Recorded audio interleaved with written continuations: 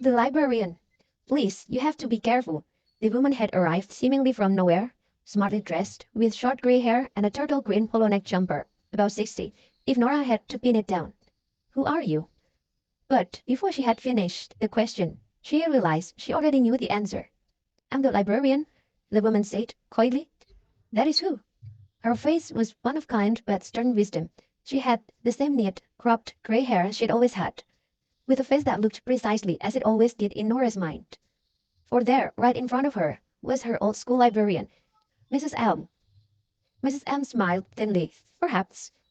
Nora remembered those rainy afternoons playing chess. She remembered the day her father died, when Mrs. Elm gently broke the news to her in the library. Her father had died suddenly of a heart attack while on the rocky field of the boys' boarding school, where he taught. She was numb for about half an hour and had stared blankly at the unfinished game of chess. The reality was simply too big to absorb at first.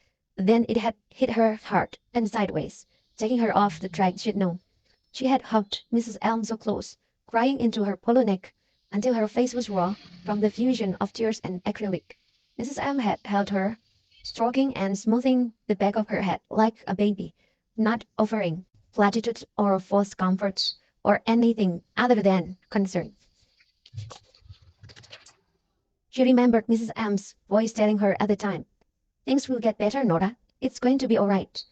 It was over an hour before Nora's mother came to pick her up, her brother stoned and numb in the back seat, and Nora had sat in the front next to her mute, trembling mother, saying that she loved her, but hearing nothing back. What is this place? Where am I? Mrs. Elm smiled a very formal kind of smile. A library, of course. It's not the school library. And there's no exit. Am I dead? Is this the afterlife? Not exactly, said Mrs. Elm. I don't understand. Then let me explain.